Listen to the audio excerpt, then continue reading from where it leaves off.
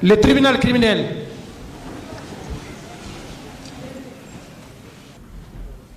L'audience est reprise, veuillez vous asseoir. Monsieur Marcel Guilavogui.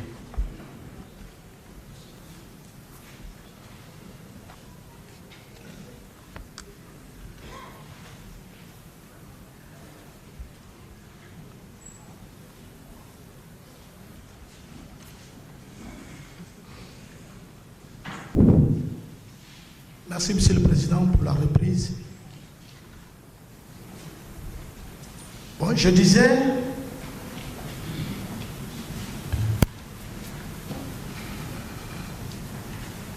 pour ne pas oublier, Monsieur le Président, c'est au retour de chez Monsieur Sangaré Gono, qui était intendant particulier du président Moussa Dadis, qui faisait partie de la garde parallèle du président, que le commandant Diakité Toumba m'a tenu informé.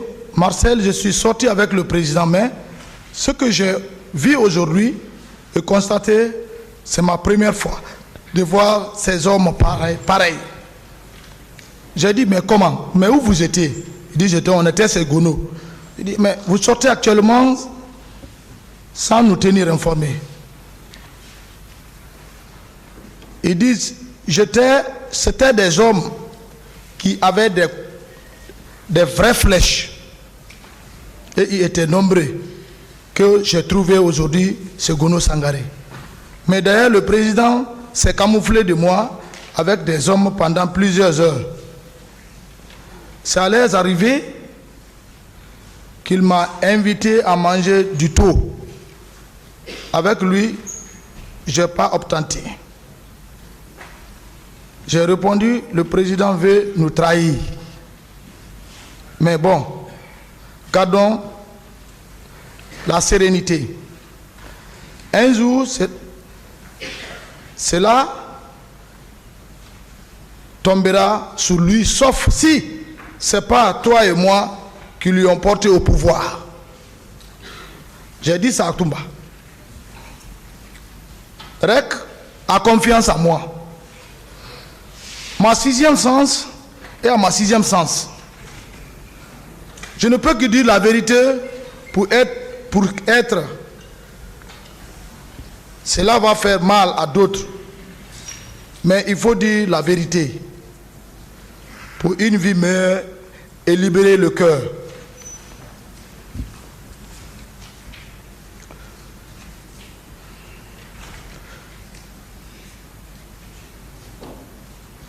Le Seigneur Jésus-Christ a envoyé et sauveur de l'humanité, étant guinéen et un pays laïque, sous l'autorité du Seigneur Jésus-Christ et du prophète Mohamed, paix salut sur lui, sous le guide de l'Esprit Saint de Dieu, car il y a un seul Dieu et unique, à qui rien ne lui est impossible. Je décide sans crainte de dire que la vérité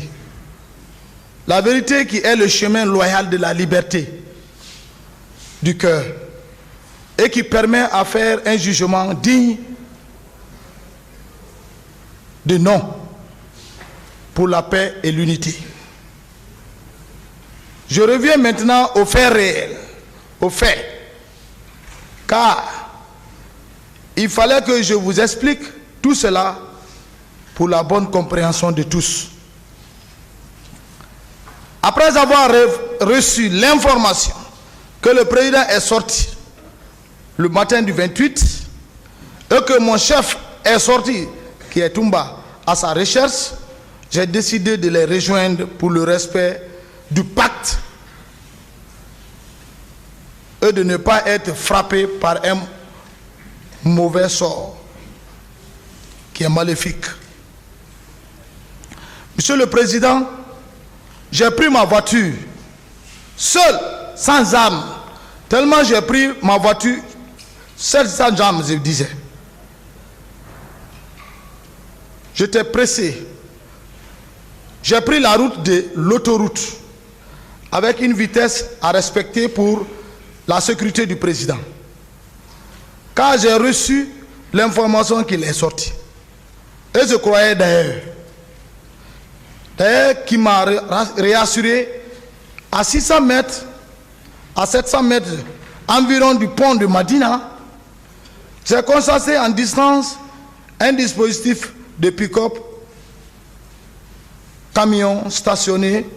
J'ai immédiatement compris que le président est avec eux, car il avait dit qu'il allait partir sensibiliser les militants depuis le matin à la présidence.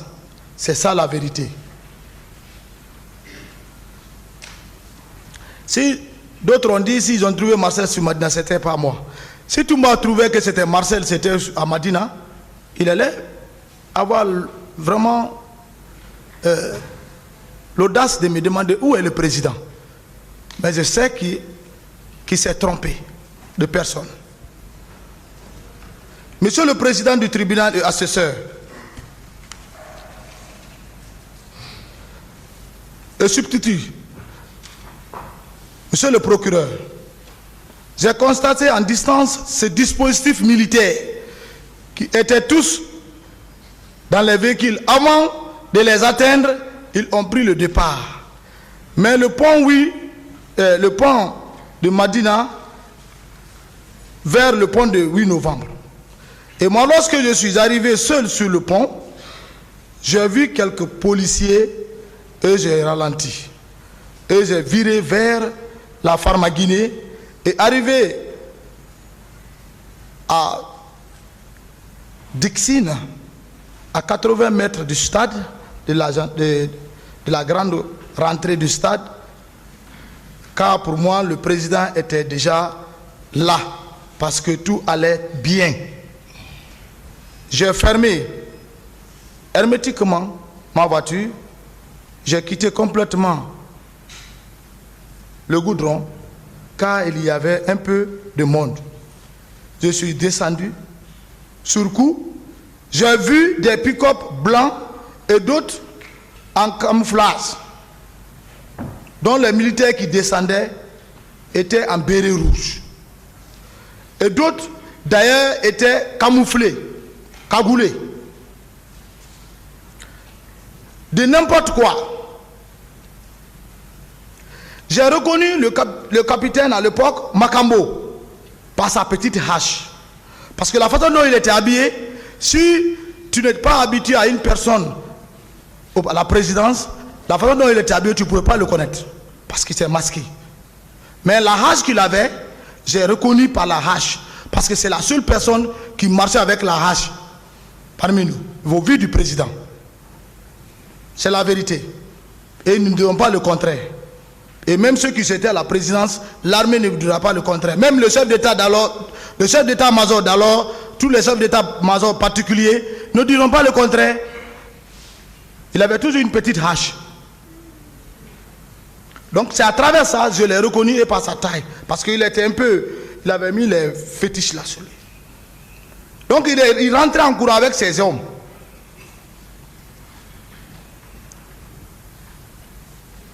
Makambo même en distance, je peux le reconnaître. Lui d'ailleurs ne voulait pas de tout me voir à cause, je ne sais pas. Mais l'homme était un être inconnu, connu. C'est Dieu qui protège.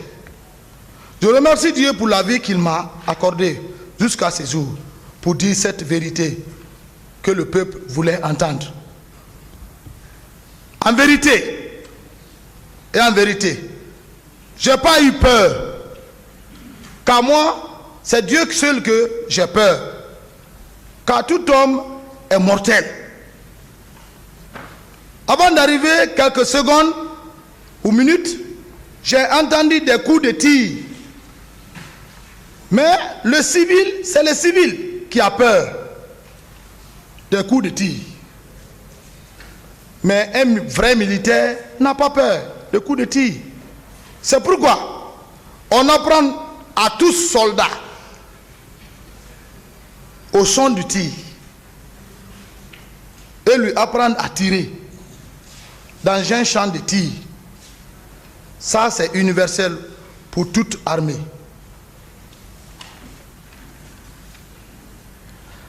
Avant d'arriver à la porte de la rentrée du stade, j'ai vu Bégré avec quelques hommes en béret rouge rentrer au stade avec un allure dégagée.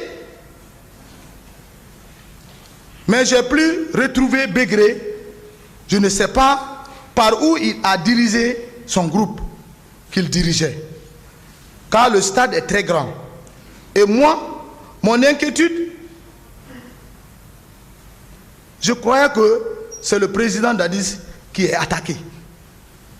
Parce qu'il avait dit qu'il allait partir pour sensibiliser les militants. Et il y avait des tirs de n'importe quoi, dans tous les sens du stade. Moi, Marcel, étant un garde-corps,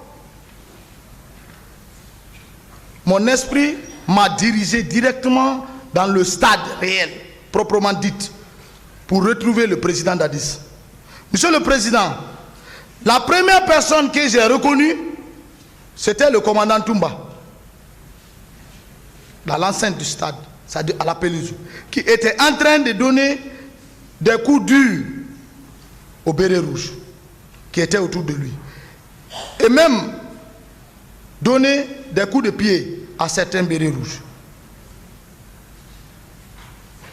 Certains étaient cagoulés et d'autres en coris, attachés sur leur tête, et d'autres avec des signes, des antiballes. D'abord, j'étais étonné. Comme j'ai vu mon chef, le commandant Toumba, qui frappait ses bérets rouges, que moi-même, que je ne connaissais personne, je me suis mis dans la danse. Les leaders étaient là, étonnés. Et d'autres bérets rouges leur donnaient des coups. Il y avait un béret rouge qui avait un cori. Ce cori-là même s'est détaché, s'est tombé à terre.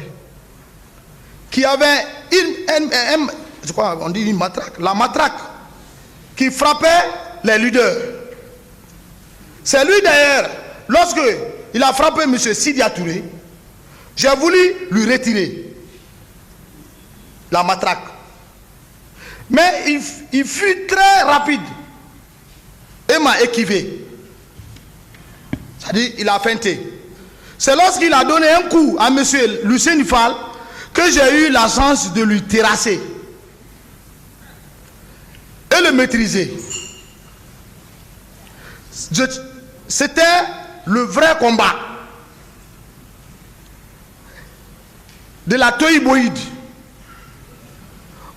Le commandant Toumba, par erreur, m'a même donné un coup en disant: Marcel, c'est quoi ça? Et il a eu la chance de sortir avec certains leaders. Moi, je ne peux pas dire exactement quel leader que Toumba est sorti avec lui. Et je ne suis pas sorti avec lui au stade au même moment. Mais M. Toumba n'a pas fait 10 minutes au stade. Parce que le mouvement là n'a pas duré.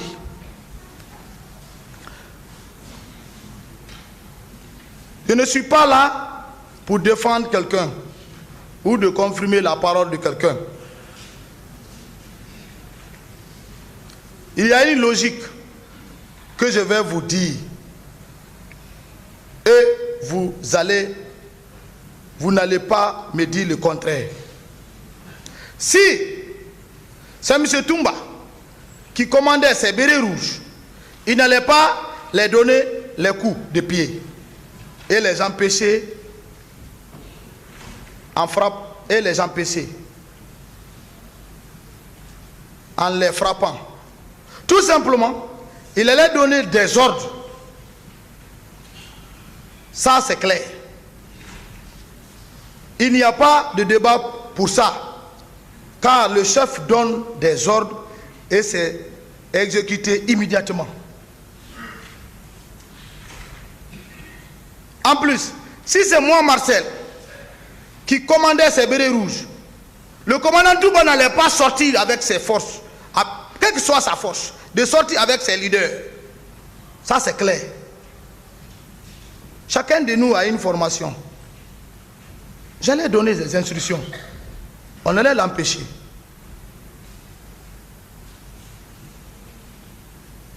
Et les ordres allaient être exécutés. Mais, ce que j'ai constaté, enfin, c'était des hommes mal formés. Il faut se dire la vérité. C'est-à-dire des soldats qui n'avaient même pas la formation approfondie. En béret rouge, que je n'ai même pas pu reconnaître un parmi eux. Parce que ces soldats de Kaléa, nous on ne va pas à Kaléa. Il faut être habitué une fois avec quelqu'un, 2 fois, 2 jours, 3 jours, pour qu'on puisse dire que tu puisses nommer quelqu'un. Mais un seul jour, moi Marcel, en tout cas, Kaléa se trouve derrière Folokaria, il paraît. Je n'ai jamais été au centre de formation à Kaléa. Je n'ai jamais même dépassé Folokaria pendant le temps de siège du pouvoir de Dadis. Peut-être si je quittais Conakry, c'est aller à Massanta, saluer les parents, revenir. Et Koya aussi, je n'ai pas traversé Koya pour une autre préfecture. Monsieur le Président et assesseur, que le président Dadis ait le courage d'assumer ce qu'il a planifié. Demandez pardon au peuple de Guinée. Car c'est lui le cerveau moteur de tout ce qui s'est passé. On demande preuve. Quelle preuve? Photo? Vidéo? Non. Qui s'attendait que cela pouvait arriver pour filmer?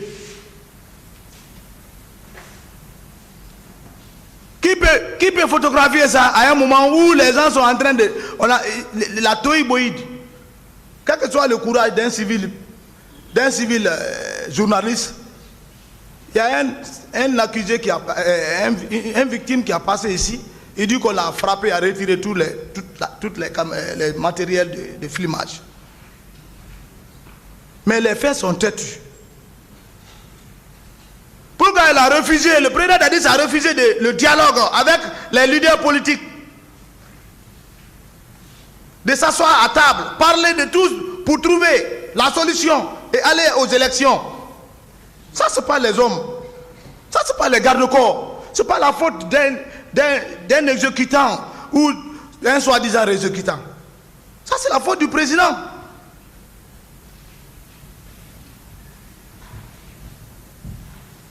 C'est lui qui avait dit qu'il ne se présente pas aux élections.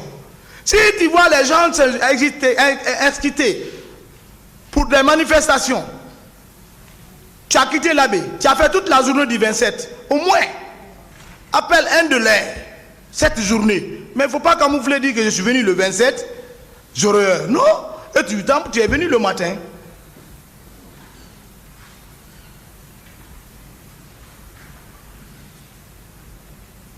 Il est le principal responsable de cet événement. Ça, c'est entre parenthèses. Bref, Toumba a eu la chance de sortir avec certains leaders. Je me suis senti seul. Je ne connaissais personne parmi ces bérets rouges.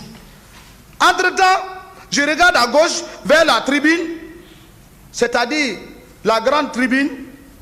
Quand je vois même une femme qui dit ici que moi je l'ai frappé, j'avais des tignasses. Moi je ne porte pas de tignasses. Depuis que je suis dans l'armée, je suis un soldat discipliné.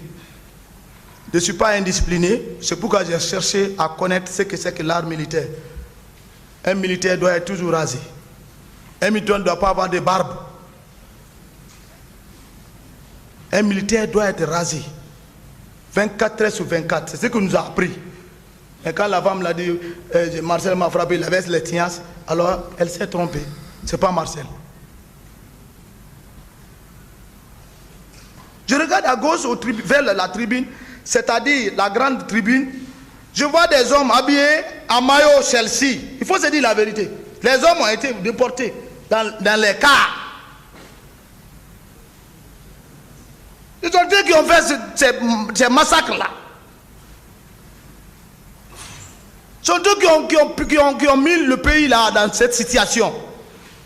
Tu ne peux pas prendre les soldats recrues, tu les envoies dans un milieu avec des commandeurs qui sont têtus. Ils vont faire de n'importe quoi. J'ai vu ceci et d'autres étaient en Corée et armés, qu'ils maltraitaient les civils. J'ai foncé sur eux. Et j'ai dit, qui vous a envoyé ici? Parce que ces jours-là, c'est comme si j'avais toujours les fils, mais vous savez, les docteurs là, ils mettent les fils qui, même si on n'enlève pas, ça se transforme en chair. C'est ce que j'avais. Ils sont tous témoins. Et tous savent que j'avais ça. Donc, j'ai eu le courage de parler avec un petit ton sur eux. J'ai dit, mais qui vous a envoyé ici? Et pourquoi vous agissez comme ça? Directement, il y a eu parmi eux qui étaient armés, m'ont braqué l'arme. Peut-être d'autres ne vont pas croire ce que je vais dire, mais c'est la vérité. C'était des PMK qu'on appelle pistolet mitrailleuse Kalachnikov, Alexandre Kalachnikov. Ça, c'est le PMK. J'ai agi et dit, si vous ne tirez pas sur moi, vous n'êtes pas le fils de vos pères. C'était pour sauver ceux qui étaient à côté. Parce que si je ne parlais pas ça, ils allaient faire des bêtises devant moi et je ne voudrais pas. Avant que je ne finisse de parler, ils ont ouvert le feu sur moi, vidé les boîtes chargeurs. Lorsqu'ils ont constaté que les balles ne m'ont pas atteint, ils ont pris la distance. C'est ce qui a donné la chance aux militants que j'ai trouvés en ce lieu, qu'on maltraitait, de fuir. Je ne sais pas le reste de leur sort après. Tous ceux qui sont assis dans le box des accusés savent que moi la balle ne m'atteint pas. C'est pas pour se flatter, parce que je suis là-bas, il faut le dire, pour se faire homme. Mais c'est le moment de parler, parce que ce qui s'est fait, ce qui a été fait.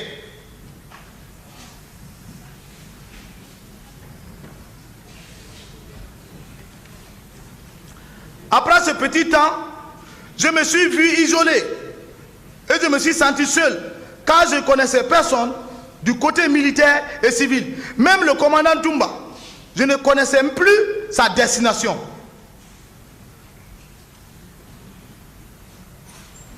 C'était la vraie débandade. J'ai décidé de quitter le lieu. Car il est dit dans l'armée, si tu vois que tu es dans un lieu et que tu n'as pas de moyen de sauver qui que ce soit, il faut replier. C'est le réflexe que j'ai appliqué. C'est à la sortie à la pelouse, juste à la porte, que j'ai vu le colonel Tegboro qui courait, qui criait pardon. C'est pas bon, comme j'étais en distance avant que je n'arrive sur le président Cellou Dalein Diallo, qui d'ailleurs était complètement battu au vu du colonel Tegboro par ses hommes. Certains étaient en béret rouge et d'autres dans leur tenue noire. Ah, monsieur le président, c'est là qui m'a donné la vraie rage. Voir un ministre d'État qui ont poussé le président Dadis à l'horreur. Il faut se dire la vérité. Tant qu'il est avec Tegboro, il n'aura pas la paix. Ce n'est pas son étoile.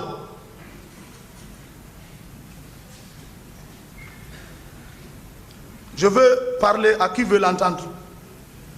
Tant que le président Dadis est avec Tegboro, il n'aura jamais de bons conseils.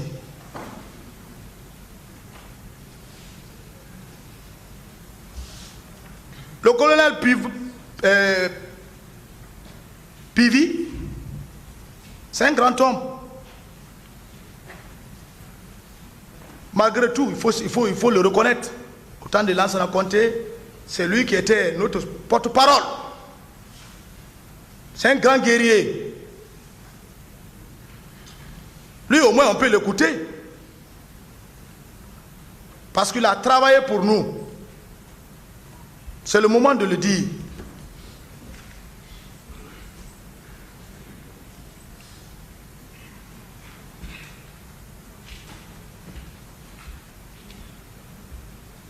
Alors, lorsque j'ai vu ce mouvement sur le président Selou, il était porté au dos par un jeune. Moi, je n'ai pas vu sa physionomie, c'est au jour des déclarations quand la garde de le président Selou. J'ai compris, j'ai dit, ça c'est une réalité. On ne peut même pas effacer ça. Parce que moi-même, j'ai vécu. C'est ainsi que j'ai décidé, je vais arrêter le ministre Tegboro. Parce qu'ils ont gâté le pouvoir. Ce que j'ai vu, c'était atroce. Pas parce que je n'étais pas content.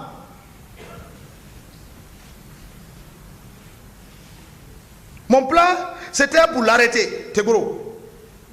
Il a assis dans l'entente. C'est ça. C'est pourquoi il parle, quand il veut parler, on contourne Marcel, il ne peut pas dire mon nom. Parce que ça, s'il cite mon nom, je vais déclarer tout.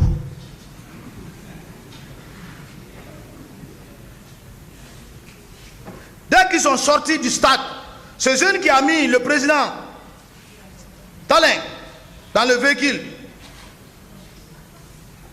de Tegboro, le colonel, comme je les suivais avec stratégie militaire, Tegboro, avant de sortir à la porte, il y a une femme, j'ai trouvé, il y a un policier qui voulait l'empêcher de sortir. J'ai giflé le policier, il est allé tomber.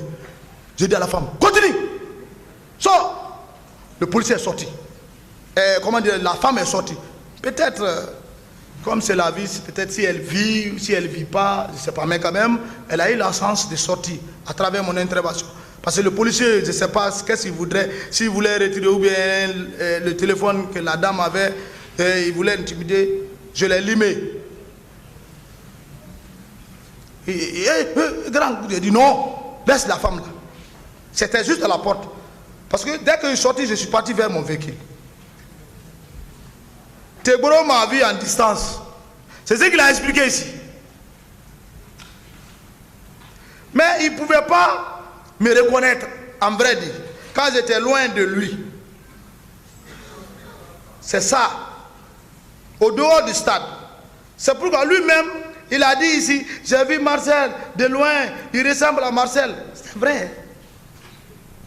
C'est vrai. Il faut être courageux. Moi, je partais m'embarquer dans ma voiture pour les suivre. Et de pouvoir les suivre, car j'étais venu seul dans ma voiture. De la maison, je suis sorti. Dès que la voiture de Tegboro, avec ses hommes,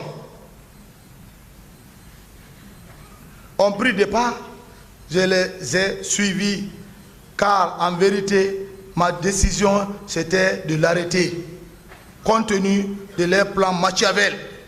Et c'est à mon fort étonnement que j'ai vu la jupe du commandant Toumba à la clinique Ambroise,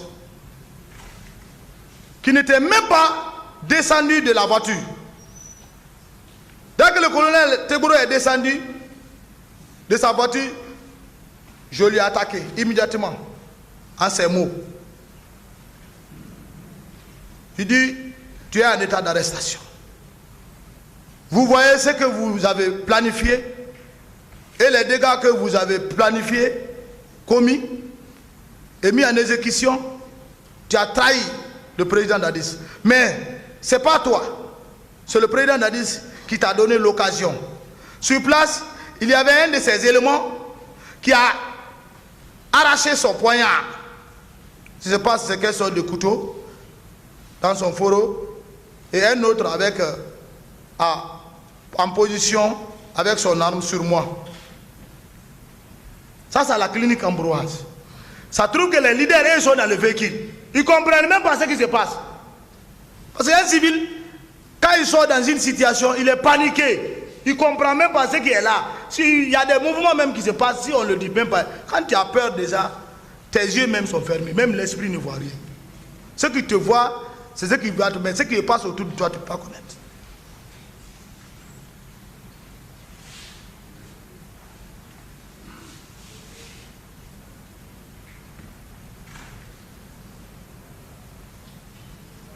Donc, je disais, quand ils ont braqué l'arme sur moi avec ces gardes-là, un peu de suite, tout de suite, et l'autre en couteau, Monsieur le Président, j'avais une grenade dans ma poche. J'ai fait sortir la grenade. Le colonel Trégboro et tous les hommes ont eu peur. C'est en ce temps que le commandant Toumba n'a pas compris, est descendu et venu vers moi. Si quelqu'un a la grenade, si tu n'es pas rassuré de lui, tu ne peux pas t'approcher de lui. Mais il est venu vers moi, je n'ai rien fait, je n'ai pas explosé la grenade, je l'ai écouté. Tu fais quoi comme ça? Il s'est approché de moi pour me dissuader. J'ai dit au commandant, vous savez, c'est le temps, 13 ans, on ne peut pas se retenir tout. Il est venu, il a parlé pour lui. Il dit, Toumba, tu m'as laissé au stade. Mais ce que j'ai vu, il y a des infiltrés de n'importe comment. Si tu mets ces leaders-là, ici, dans cette clinique, ils vont envoyer les gens pour les faire du mal. Et tu prendras la responsabilité. Et même moi, je ne vais pas, je vais pas, pardon, même moi, je ne vais pas m'échapper. Je voudrais dire. Il ne m'a pas discuté. C'est comme un commando. Il réfléchit à la même minute et il analyse et il donne la solution. C'est ça les militaires. Quand ça fait ping, toi-même tu sais qu'est-ce que je dois faire, qu'est-ce qu'il faut faire, qu'est-ce qu'il faut faire. C'est ça l'intelligence du militaire. C'est pourquoi le militaire doit être bien formé. Il ne m'a pas discuté. Il est monté dans sa jeep et a fait un départ américain. Et moi, Marcel, je lui ai suivi. J'ai suivi Toumba.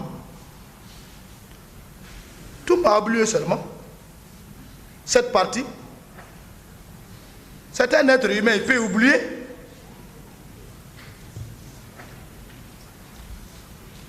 Arrivé à la gendarmerie, le commandant Toumba a fait descendre les leaders qui étaient dans sa jeep et les confier, s'il faut dire comme ça, aux gendarmes qu'on avait trouvés en place. Car moi j'étais sorti de ma voiture, mais juste arrêté à la porte de ma voiture, en position du départ. Dès que le commandant Toumba a pris le départ, je lui ai resuivi direction pour le camp Alpha Yaya Tchallo. Sur la route, j'ai vu des jeunes fatigués qui m'ont signalé de les prendre. J'ai ralenti, pour moi, c'était des manifestants fatigués. Pour les porter secours.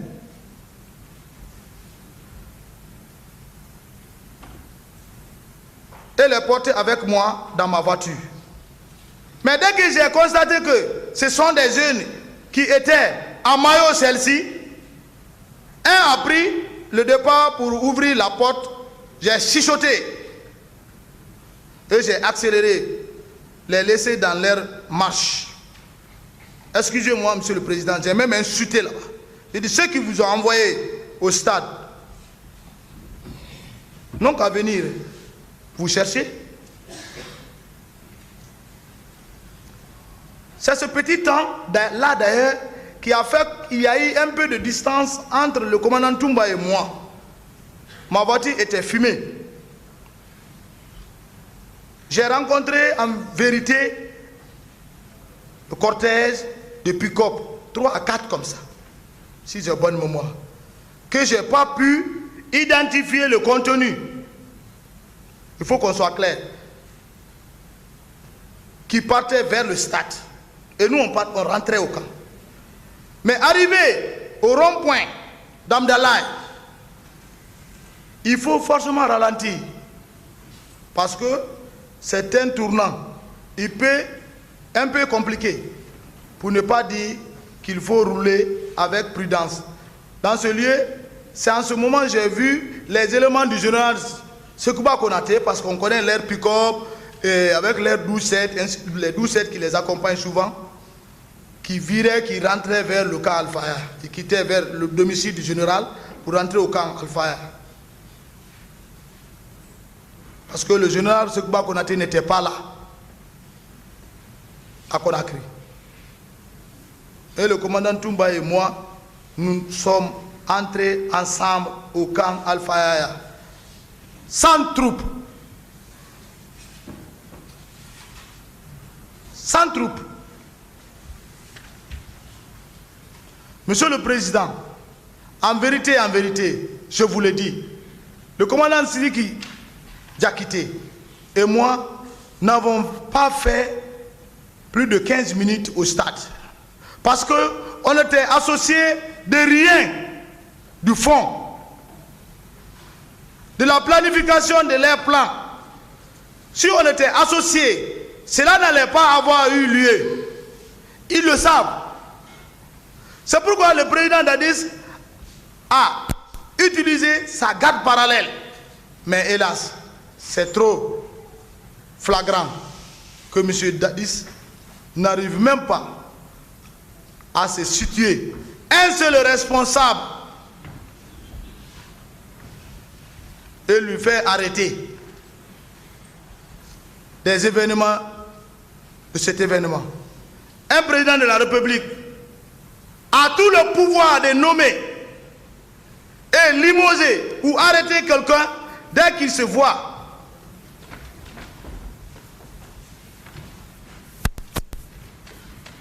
Je disais, un président de la République a tout le pouvoir de nommer et limoger ou arrêter quelqu'un dès qu'il voit ce dernier comme suspect et responsable. Mais vous voyez, il n'a pas pu arrêter un seul élément. C'est parce que c'est lui qui est le planificateur. Ça, c'est une vérité. Cela fait mal à beaucoup de personnes parce que je ne dis que la vérité.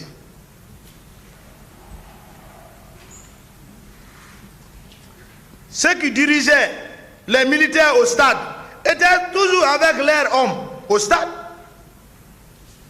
Que M. Dadis cesse de faire le cache-cache. Il est responsable de tout ce qui est passé. Mais tous les Guinéens ne me diront pas le contraire.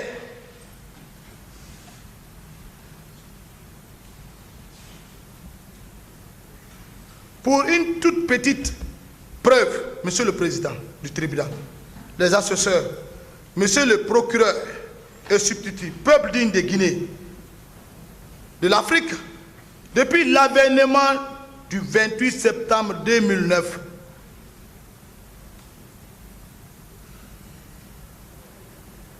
le président Dadis ne m'a jamais convoqué, ni de me demander de la situation du stade 28 septembre 2009. On n'a jamais parlé. Il ne peut même pas me parler. Parce que je ne suis rien dedans. Il m'a jamais, il est là. Si un jour il m'a dit, Marcel, c'est vous qui êtes parti faire ça. Marcel, c'est ce que vous avez fait.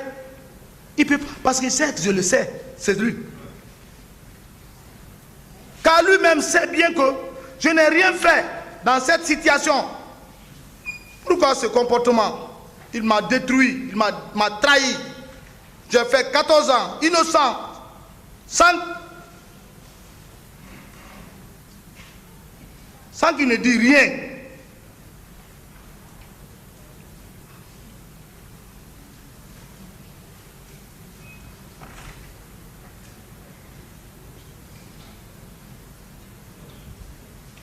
n'ai pas pu suivre mes études à cause de lui. Mes enfants souffrent. Certains n'ont pas eu de bonne éducation.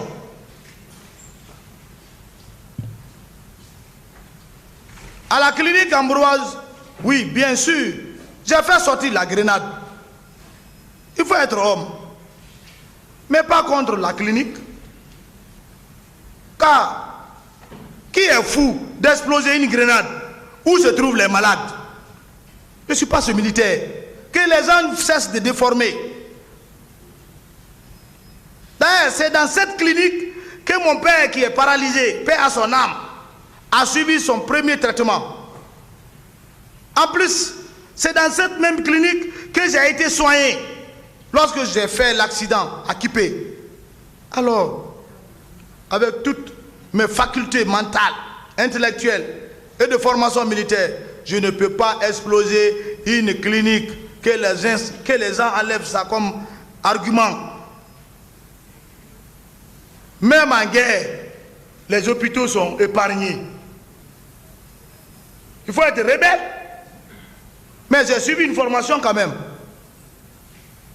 C'est un rebelle qui s'en fout, qui n'a pas de tête, qui peut faire de n'importe comment. Mais je suis un militaire bien formé, moi.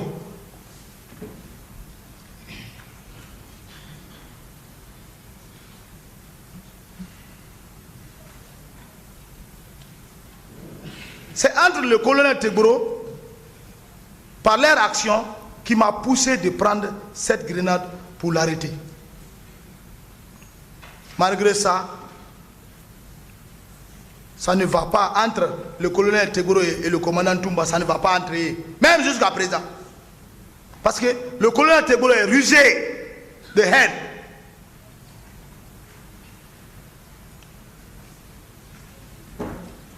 Il n'a qu'à remercier le commandant Toumba, qui est venu directement me dissuader. Sinon, ça allait tourner mal entre moi et lui, à la clinique. Il n'allait pas bouger.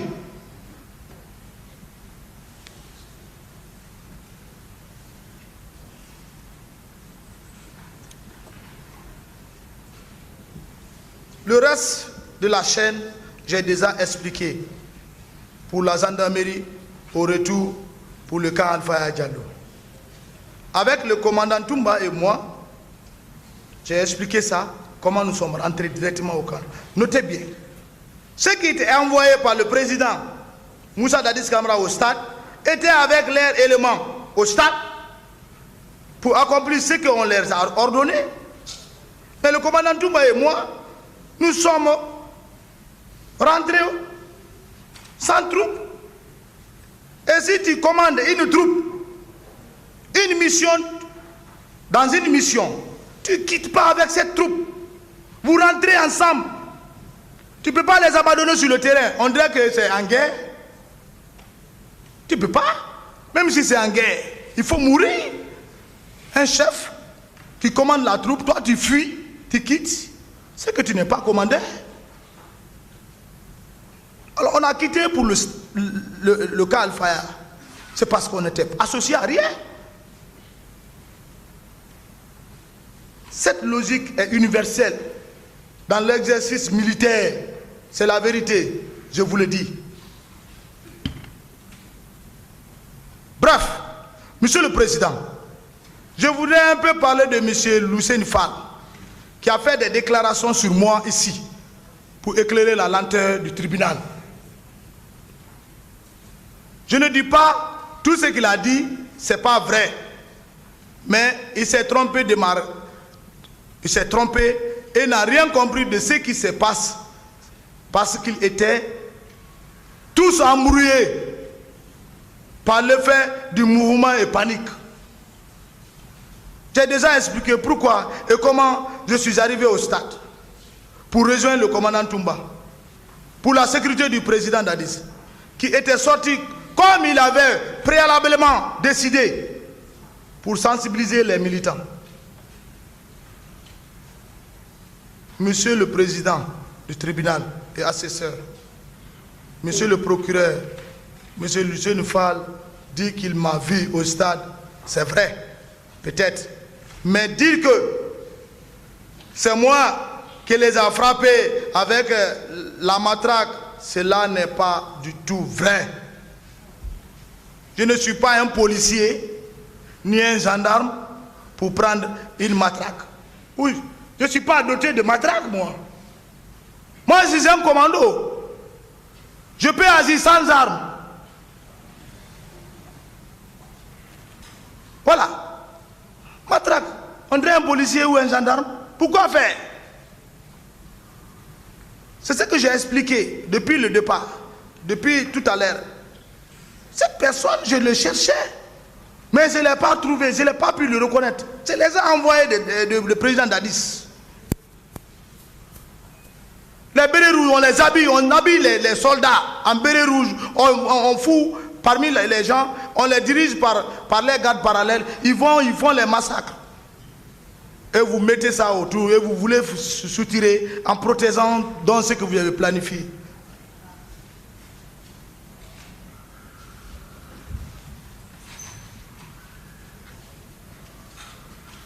C'est le contraire.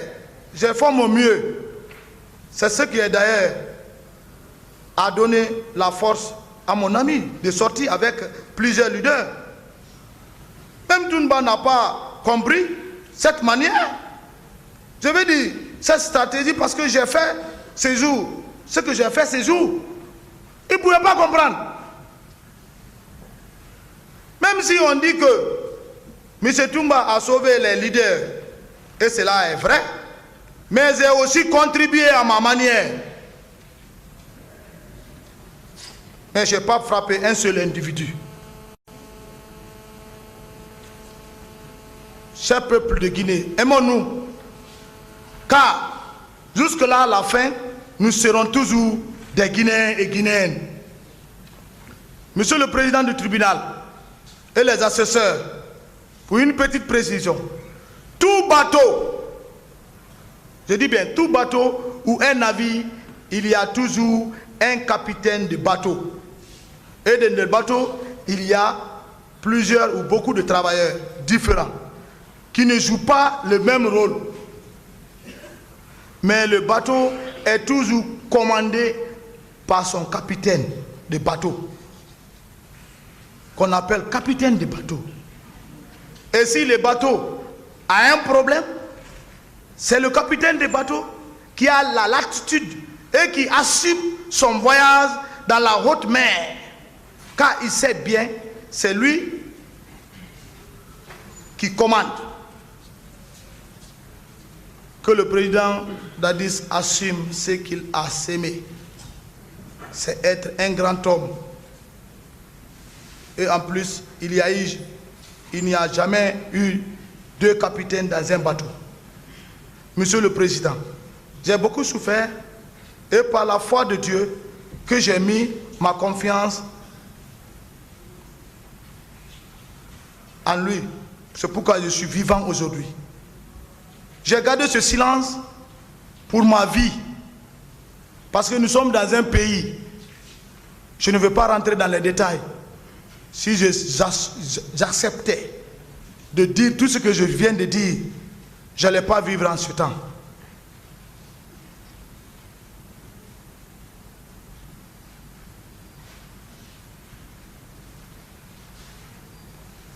J'ai été escroqué de tous mes biens, de ma maison, vendu, tombé malade.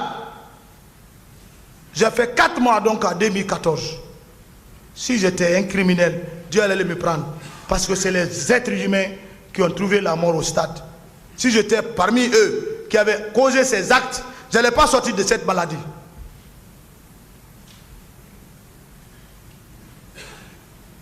Chers membres du tribunal, je porte confiance à Dieu et sur l'autorité que Dieu lui-même vous a confiée en ce temps. Si, pour un moment, pour l'histoire de notre pays, qui est le paradis du monde, la Guinée est le paradis du monde. Il faut que les gens sachent que nous sommes dans un pays, nous devons s'unir. Monsieur le Président, je suis à la fin. Mais c'est eux qui ont parlé de tout ici. Et je ne reviendrai plus sur ma parole. je suis prêt à répondre à n'importe quelle question.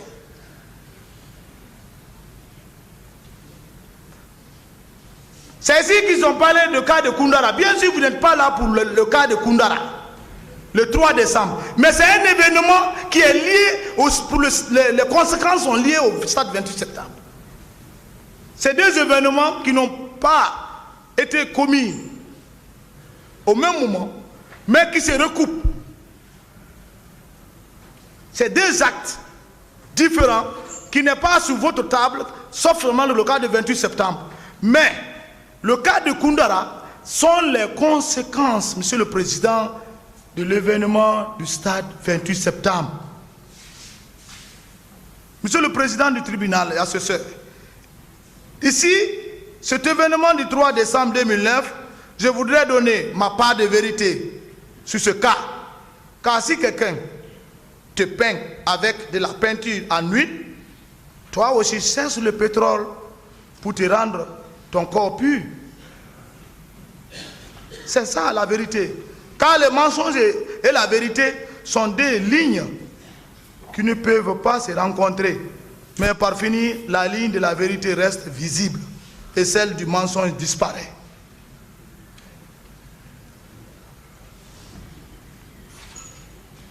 Monsieur le Président et assesseur, Monsieur le procureur et substitut, je sais bien que l'événement du 3 décembre n'est pas le dossier qui est sur votre table de jugement. Mais l'événement du 3 décembre 2009, où le président Dadis a reçu une balle qui lui a frotté sur la tête, est l'une des conséquences de l'événement du 28 septembre 2009. Parce que le président Dadis a voulu, et il est d'ailleurs en train de le faire, protéger ce dont il a donné l'ordre, sa planification exécutoire. C'est la vérité. Ce n'est pas un coup d'État.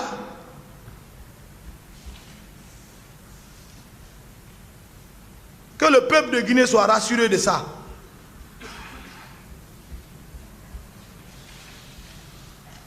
Cette planification exécutoire par sa garde parallèle et sacrifier le commandant Toumba Diakité et moi en coulisses. Moi on ne me disait pas, j'entendais seulement, mais personne qui va parler. Donc porter le chapeau sur Toumba et consort. Si Toumba tombait dans leurs mains, c'était mon tour. Mais Dieu ne dort pas. Après l'événement du cas du 28 septembre 2009, moi, Marcel, d'abord, j'étais quelqu'un simple, subordonné, mais j'observais tout ce qui me semblait douteuse et très méfiant. Car le président Dadis et moi, on n'a jamais parlé de l'événement du 28 septembre jusqu'à présent, car lui-même sait dont il est planificateur. Lorsque le commandant Toumba a senti qu'on veut lui porter toute la charge de l'événement du stade 28 septembre 2009, a changé de stratégie. Et s'est senti trahi. Ça, c'est mon observation parce que j'étais à la présidence à l'époque. Imaginez-vous, je vais détailler un peu, septembre, décembre, il y a quelques mois. Rien n'était mis en place. Qu'est-ce qu'il faut faire? Qui il faut chercher? Qui il faut sacrifier pour faire taire la communauté internationale? Hein? Donc, le travail là, ça se passait. Comment arrêter tel? Comment faire tel? Mais ça ne marchera pas. Ça n'a pas pu marcher. Il faut arrêter Toumba. C'est ça que moi, j'attendais. Mais personne ne pouvait pas arrêter Toumba. Oubliez Marcel. C'est ce que je dis, c'est la vérité. On a travaillé pour le président Dadis, pour le pouvoir, et il nous a trahis. C'est fait. Et se fait trahir lui-même par son plan machiavélique. Si c'est Toumba et Marcel qui avaient exécuté l'ordre du président Dadis pour le mouvement de l'avènement de l'avènement 2009, le président Dadis n'allait pas hésiter de nous faire arrêter. Si j'entends ici dire que Toumba était lourdement armé par le président Dadis, ça me fait rire. Un chef d'État qui a nommé quelqu'un à un poste et dit que ce dernier est lourdement armé. Cet argument ne tient pas. Quel armement que Toumba avait? Non.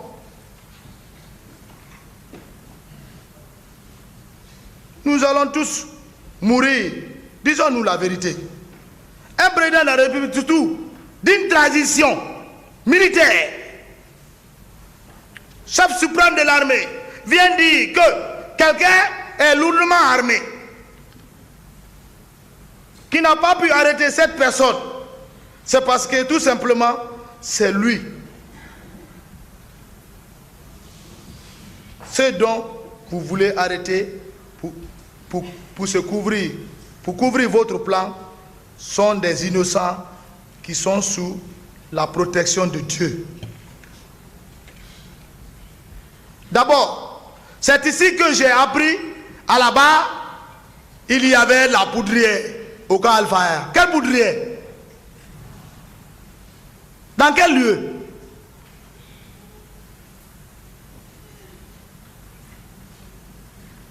Cela n'est pas vrai. Parce que la poudrière du camp Al-Faya à Diallo a été explosée dans les années 2000, au temps du général Lansana Conté. Avant la rébellion, pendant la rébellion, je pense. Tout le monde est au courant de ça.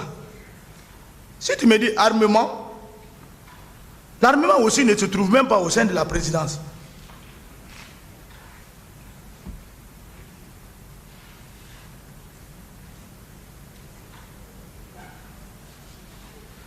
Cette poudrière qui fut explosée, que le général Lansana Conté a fait construire les bâtiments dont on a transformé comme présidence au temps du CNDD, du pouvoir de Dadis. Il y avait 200 logements. Moi, c'est au camp Al-Faya que moi j'ai grandi. C'est au camp Al-Faya que j'ai évolué. C'est au camp Al-Faya que j'ai fait mon service militaire. Je connais ce camp, dans tous les coins. Et j'étais l'homme qui rassemblait tout le camp Al-Faya chaque vendredi. Ça, c'est au temps de Lansana Conté. Tous les magasins qui sont là-bas, je connais tout le contenu. Peut-être 13 ans, on peut modifier. Mais les armements, armement égale armement. Armement d'habillement égale l'habillement égale à l'habillement. Si c'est les habillements, c'est par là. Si c'est les armes, c'est par là. Mais il n'y a pas une poudrière. Depuis 2000, je suis au camp Al-Faya. 2002. Ce que je sais, il y a un magasin d'armement qui est au camp Al-Faya, Diallo, qui d'ailleurs n'est pas au sein de l'ancienne présidence au temps du président Dadis. Et le chef magasinier n'était même pas lié à la présidence.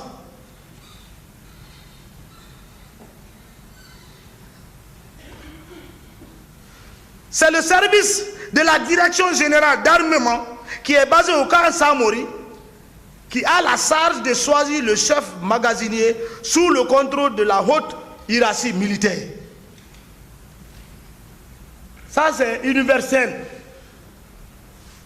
On ne prend pas un garde-corps ou un aide du camp, on te confie le grand magasin d'armement. C'est assez faux.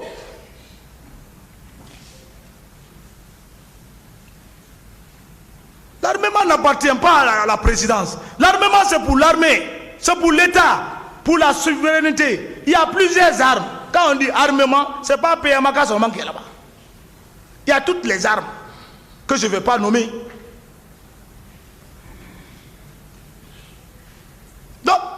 Cette clé est sous la responsabilité de la direction d'armement. Il y a une direction d'armement au camp Samori. Ce n'est pas nous qui avons créé ça, ils sont là. Jusqu'à présent, cette direction est là, qui coordonne toutes les armes qui sont dans les différents magasins, dans chaque unité du pays.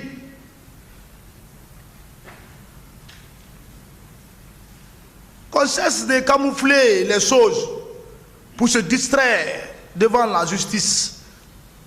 Quelle peur! Il faut avoir le courage. Alors, un individu ne peut pas prendre les armes au magasin d'armement sans l'ordre de la haute hiérarchie. Ça, c'est clair.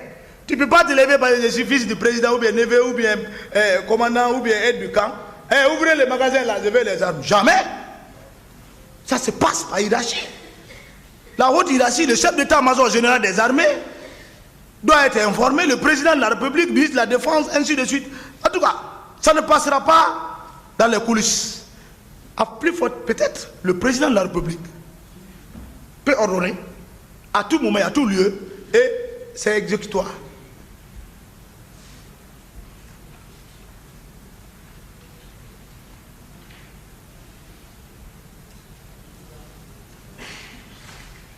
Plusieurs militaires avaient même une arme avant même l'avènement du pouvoir du président Dadis. Cela soit clair. Parce que quand les magasins furent pillés par les jeunes militaires dans les différentes casernes, dont on a vu ici, on dit état de siège, lorsque la dame qui est décédée tout à l'heure, dernièrement, la semaine dernière, je pense, Rabiatou, qui était les manifestations des forces vives contre le général Lansana Conté, il y a eu tir au camp. Les jeunes militaires se sont saisis des armes dans les magasins. On n'a pas retiré les armes là avec eux. Chacun était avec son arme jusqu'à l'avènement du pouvoir de Dadis.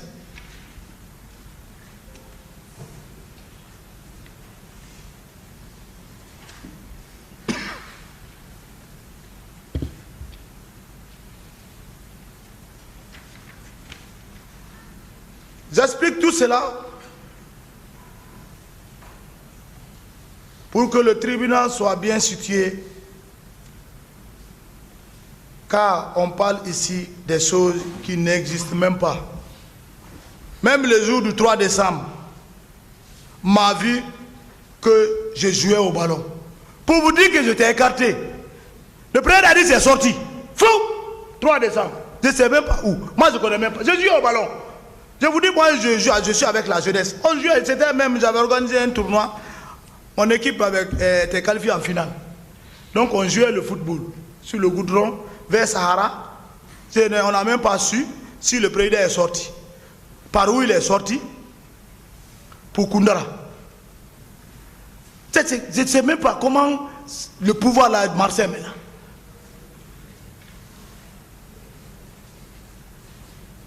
Un tournoi, moi-même j'avais organisé. Et je suis habitué à le faire avant même l'avènement du pouvoir de Dadis. J'aime le football. Et j'aime jouer aussi au foot. C'est ce jour du 3 décembre, mon équipe de football était en finale. Et je jouais le football. Je ne m'attendais pas à un incident ce jour. En plein match, j'ai vu alerté, je fus alerté par un civil. C'est un civil même qui m'a dit qu'on a tiré sur le président Dadis. J'ai immédiatement stoppé de jouer.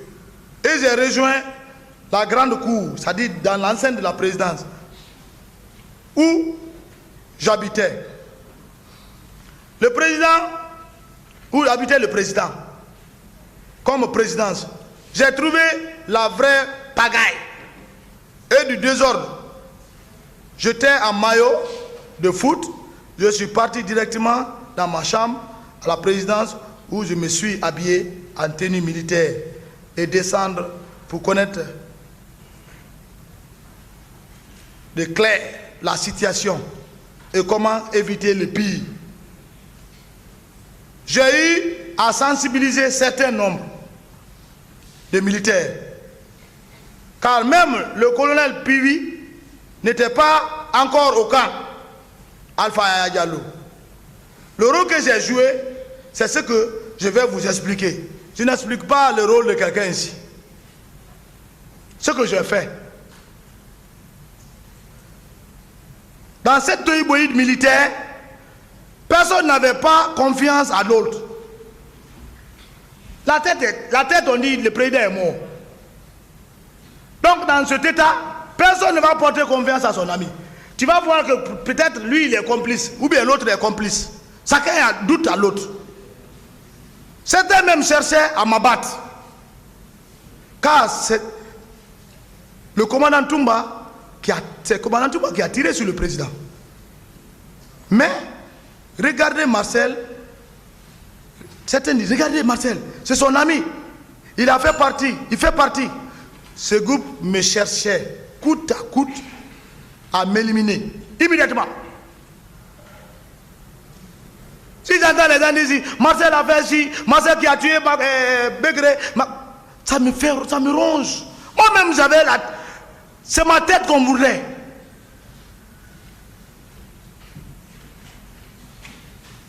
Mais Marcel Guilavogui, qui est devant vous, n'est pas un homme à intimider ni à se paniquer, car j'ai toujours la protection de Dieu. Le Saint-Esprit est la puissance de Dieu qui est sur moi. C'est pourquoi le commandant de Gaulle, paix à son âme, que Dieu lui pardonne ses péchés et l'accorde le paradis, fut l'un des grands gardes rapprochés du président, le général Sekouba Konaté. Le grand soldat. Le général Sekouba, c'est un vrai soldat. Oui, il faut le dire, parce que ça fait mal à certains. Mais c'est le vrai soldat.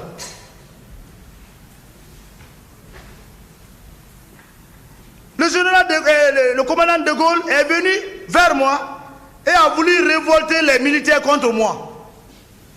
À la présidence. Je vous dis, c'est la vérité. Pourquoi je parle avec insistance en haute voix?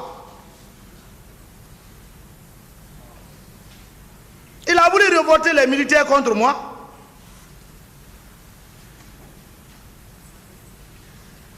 Sur place, il dit, Marcel, c'est ce que vous avez fait au président Dadis? Sur place, je suis devant Dieu. Il y a eu la réaction. Beaucoup de militaires qui ont dit non, Marcel ne fait pas partie. D'ailleurs, il jouait au ballon. Je parle que la vérité. C'est ça ce qui s'est passé en répondant au commandant de Gaulle. C'est cette parole même qui m'a donné la force, que de Gaulle lui-même m'a donné en retour. Parce que quand il a fait ça, quand il y a eu réaction, j'ai eu maintenant le courage de m'adresser, de poser certains jalons.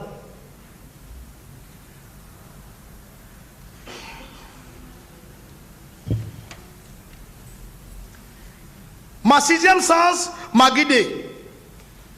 Et j'ai appelé le commandant Toumba. Peut-être c'est lui qui m'a appelé. En tout cas, il y a eu communication entre moi et lui. Dès qu'il a vu mes appels, il a décroché. Ça, c'est autant chaud. Personne ne pouvait rentrer au camp. Si je voulais prendre le pouvoir, ce jour-là, j'allais prendre le pouvoir. Celui qui vient, je m'en j'ai dit arrêtez-le. Il fait partie. Envoyez. Si je voulais pas gagner. Mais je ne suis pas un homme affamé du pouvoir. J'avais toute la latitude de prendre le pouvoir. Il faut que je déclare cela. Tu viens, j'avais bloqué la rentrée, la sortie. Tu rentres, je te prends, je te fous dedans. Tu viens, je te prends, je te fous dedans. Et puis je fais une déclaration. Mais je ne l'ai pas fait. J'ai appelé Toumba. J'ai mis sur haut-parleur pour me justifier aux yeux de plusieurs militaires que je ne suis pas du tout mêlé ni informé de l'incident entre le président Dadis et le commandant Toumba. Voici notre conversation.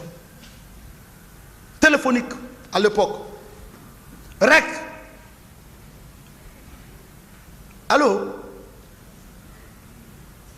J'ai appris que ça tire à Kaloum. Rec me répond. Oui, tous ceux qui sont venus m'arrêter, je les ai tués tous. J'ai dit, et le papa? Ça dit le président d'Addis.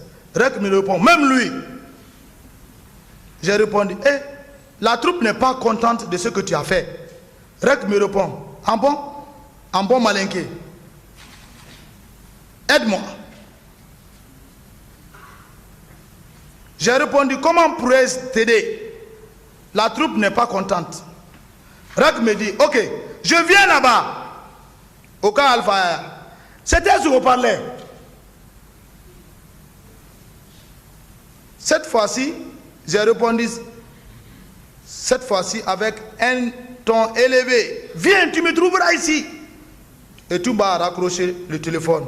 Et tout le monde a compris que je suis de rien dans la situation et j'ai eu la force de commandement sur place.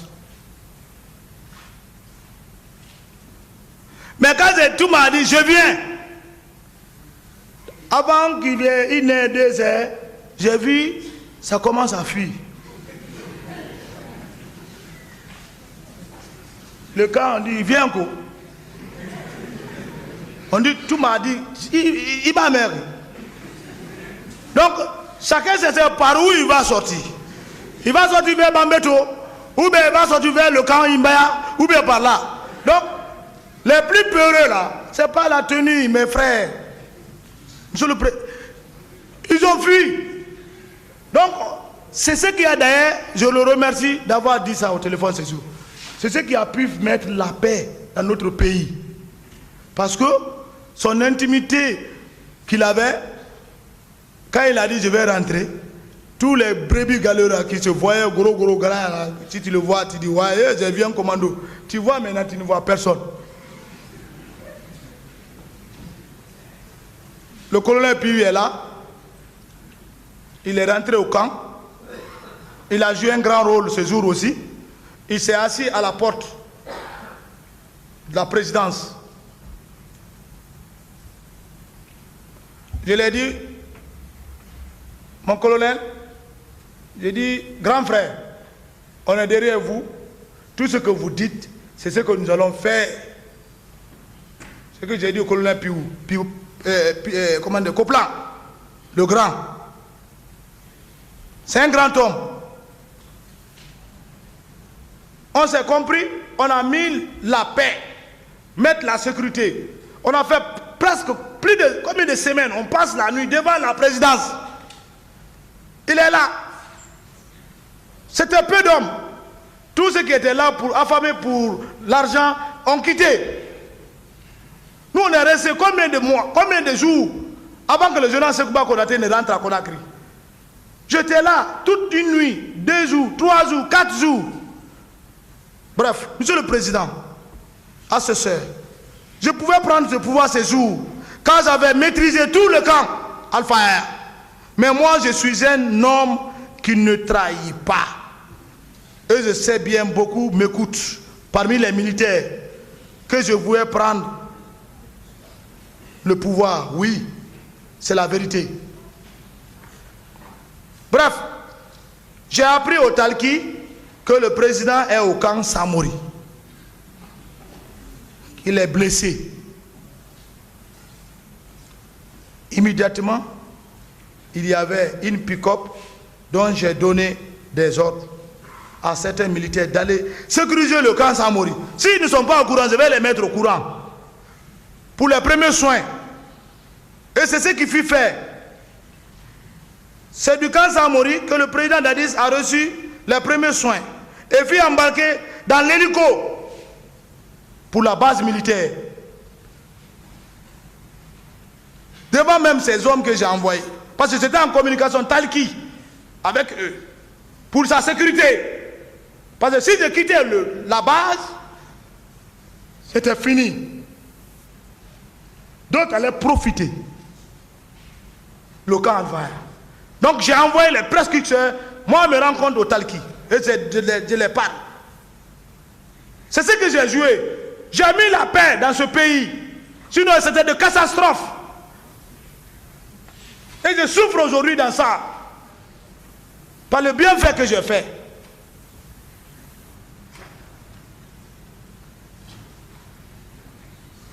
Moi, Marcel, je n'ai pas quitté le cas Al-Fayed. Je t'ai informé à la lettre de tous les mouvements du président. Je t'ai informé. Si je voulais l'anéantir, il dit, ouais, il est à la base militaire là-bas, encercle le coin. Monsieur le Président, docteur Djabi, traitez-le. On le met de côté, j'annonce à la radio. Changement de pouvoir.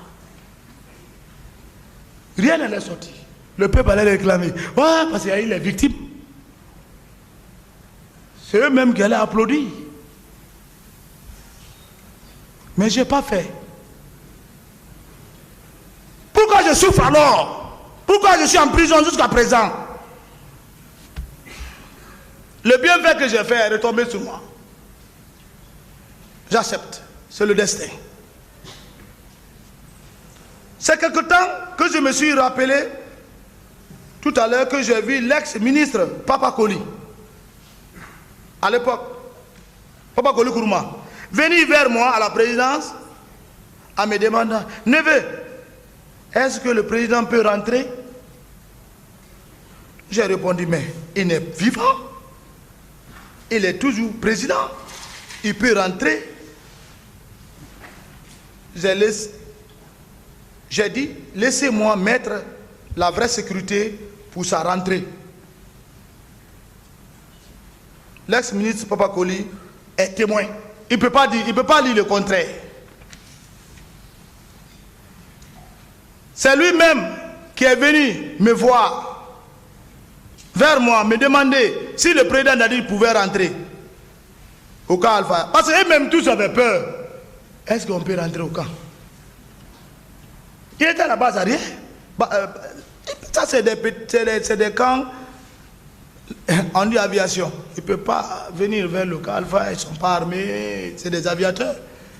Donc il faut venir, il faut envoyer Papa Koli pour voir comment. Il est venu vers moi, je lui ai donné l'assurance et lui-même il a compris. Les sécurités pour détromper la troupe. J'ai dit, bon, le président vient à l'hélico. J'ai dit, tous les dispositifs doivent être pris. J'ai mis certains dans les étages. Tout le monde était là, mais il croyait que le président devait venir à l'hélico. J'ai dit, bon, vous le mettez dans une petite voiture. Il rentre. Il est venu comme ça doucement, jusqu'à rentrer à la devanture de sa présidence. C'est lorsqu'il est descendu, les gens ont vu. Il avait la bande sous la tête.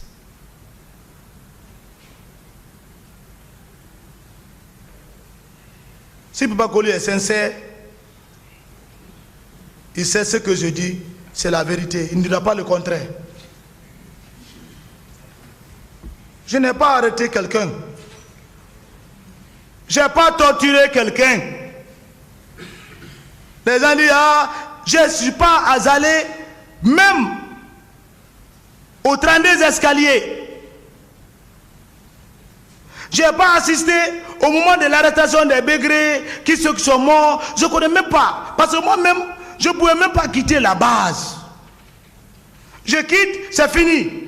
Il y avait d'autres même qui voulaient. Le pouvoir militaire, si tu ne fais pas attention, ce n'est pas un groupe qui est derrière toi. Tous ceux qui sont derrière toi ne sont pas sincères avec toi. Il y a d'autres même qui cherchent rapidement que tu tombes, qui prennent le pouvoir. Il y avait tellement de groupes. Donc, je ne pouvais pas quitter. Tout ce qui s'est passé, les arrestations là, les tortures là, regardez, c'est quelqu'un, je ne sais pas, qui m'avait montré ça un jour en 2022, je ne sais pas, une vidéo où on a attaché Bégré. Regardez la vidéo si vous me trouvez là-bas. Mais parmi d'autres, nous ici, sommes dans cette vidéo. Moi, je ne peux pas traiter un frère militaire comme ça. Même celui qu'on appelle, le deuxième nom qu'on appelle ici, je ne sais pas si c'est... C'est moi qui l'ai sauvé, ils ont voulu l'assassiner. Parce qu'on a trouvé le passeport simplement avec lui. Il dit, mon commandant, hé, Marcel. J'ai dit quoi? Il veut me tuer. J'ai dit quoi? J'ai dit, quoi? Ah non, il a le passeport. J'ai dit, mais s'il a le passeport, il n'a pas droit à avoir le passeport. Si toi tu n'as pas le passeport, mon frère, c'est un passeport. Laisse l'autre en paix. Quand je monte maintenant, lui, quand je monte, il monte. Quand je descends, il descend. Quand on a fait un peu de temps, je lui ai dit, hey, tu ne peux pas continuer de casse-casse là. Quitte d'abord ici.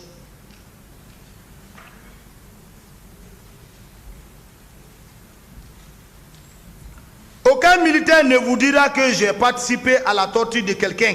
Moi-même, j'étais à la cible. Pour certains, pour la protection de Dieu, je suis vivant.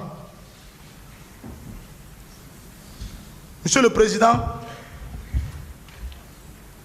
si je prenais la parole pour ne pas abuser sur votre temps, c'est ce que, pour le moment, si j'ai oublié, au moment des questions, je pourrais répondre à certaines choses. Je vous remercie.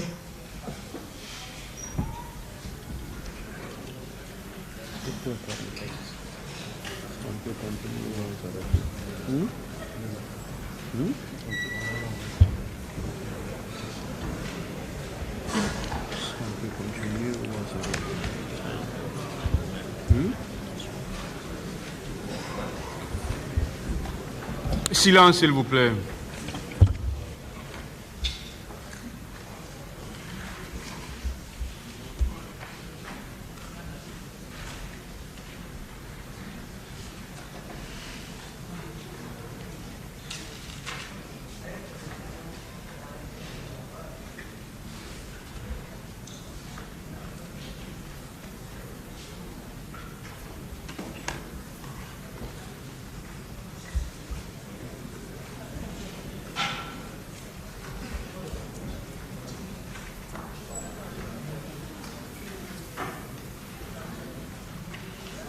Le tribunal renvoie cette affaire au 11 juin 2023 pour la suite des débats. L'audience est levée.